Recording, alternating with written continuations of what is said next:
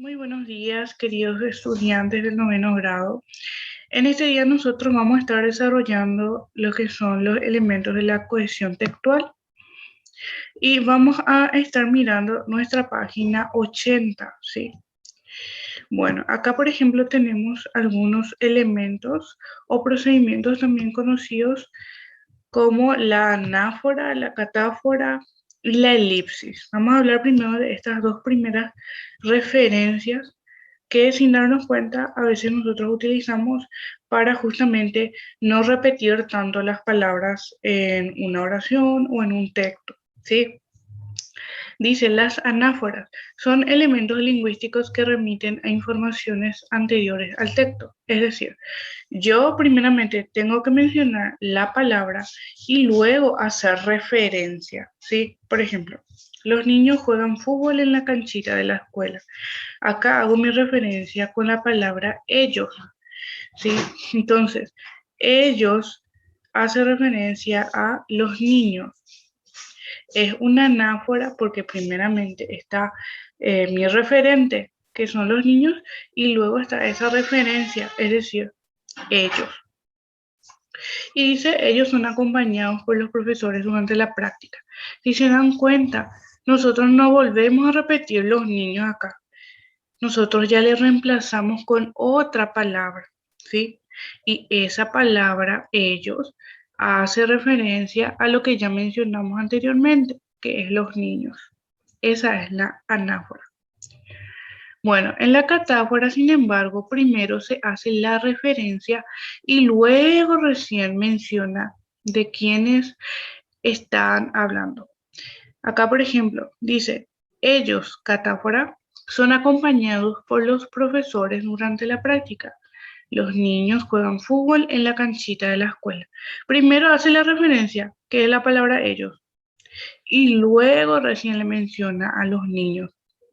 Entonces, acá ellos cumple como una catáfora, ¿sí? Esa es la diferencia entre anáfora y catáfora.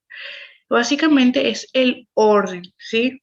Porque en la anáfora primero está la palabra, el referente y luego la referencia que es ellos. Y en la catáfora, sin embargo, primero está la referencia, ellos y luego recién la palabra que es el referente, ¿sí? Luego tenemos la elipsis. La elipsis generalmente también se utiliza justamente para no volver a decir o para no repetir las palabras o porque justamente ya se le mencionó antes, entonces no hace falta volver a decir, ¿sí? Porque ya se entiende, ya se sobreentiende. Dice, es una forma muy particular de sustitución en la cual el sustituto es cero. La elipsis es posible cuando el elemento elidido puede ser rápidamente identificado por el contexto o por el cotexto. En el castellano es muy común la elipsis de sujeto, sujeto tácito o elidido. Ejemplos, juegan fútbol en la canchita de la escuela. Son acompañados por los profesores durante la práctica. Si nosotros leemos estas oraciones dentro de un texto, nos damos cuenta de que quienes juegan fútbol en la canchita de la escuela son los estudiantes o los alumnos o los niños. Son acompañados por los profesores durante la práctica, son los niños también o los alumnos.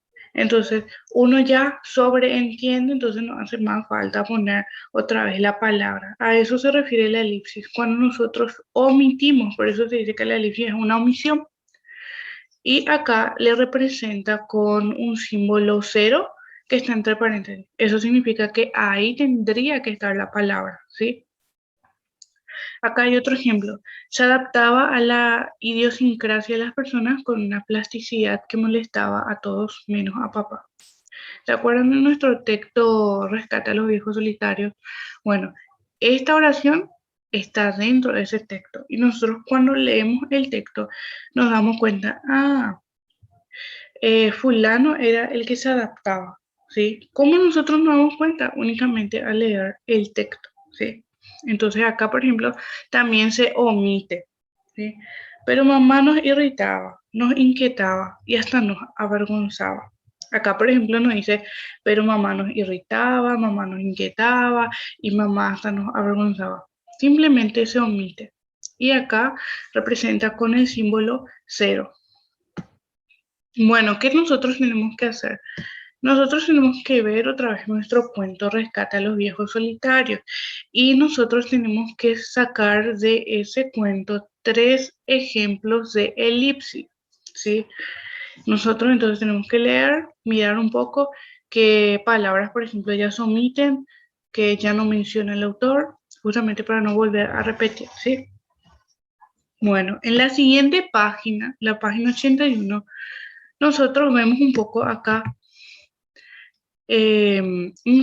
una parte del texto, un fragmento, dice, y él, amigo de toda la vida de papá, insistía en que no lo presionáramos.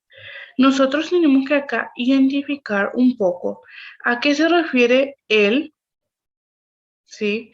Si se refiere al amigo o se refiere al papá, ¿sí? Y si se refiere al amigo, ¿qué función cumple? Si es anáfora o es una catáfora, ¿sí?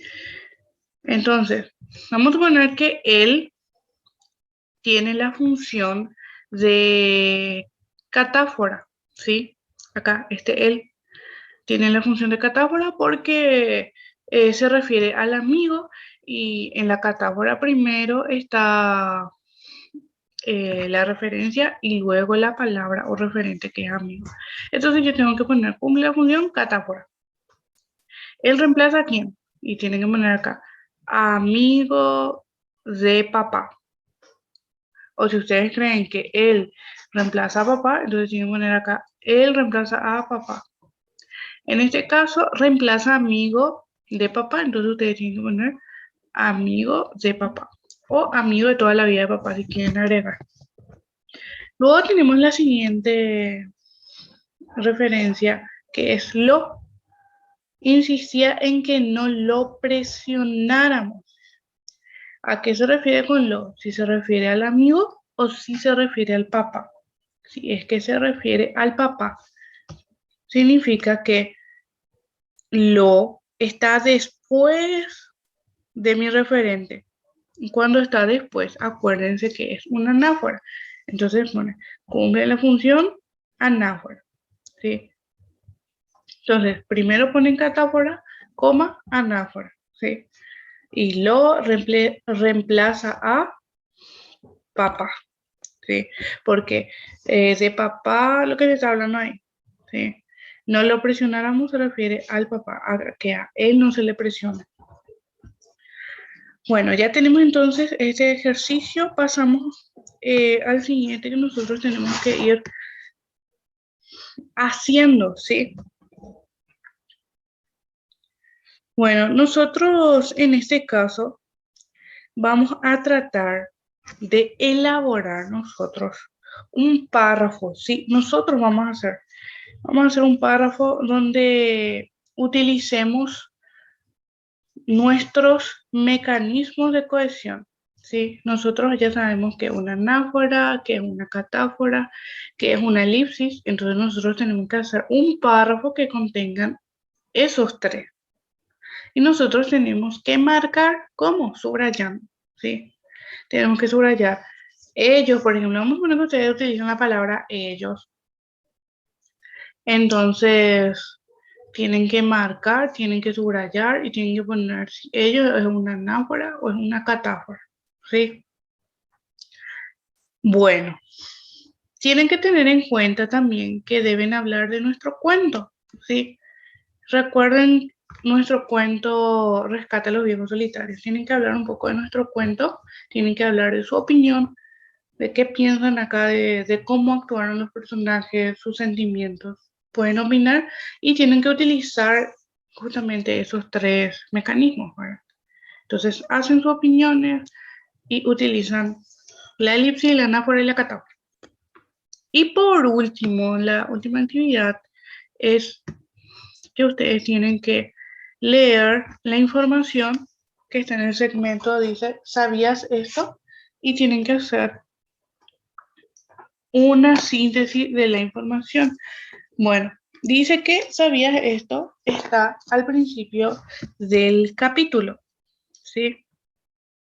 Entonces nosotros tenemos que ver en la página 76, ¿sabías esto? Dice, y ahí tenemos una información, ¿sí? Vamos a leer lo que está en la página 76 y hacemos una síntesis. Y hasta ahí es la actividad del día de hoy. Muchas gracias.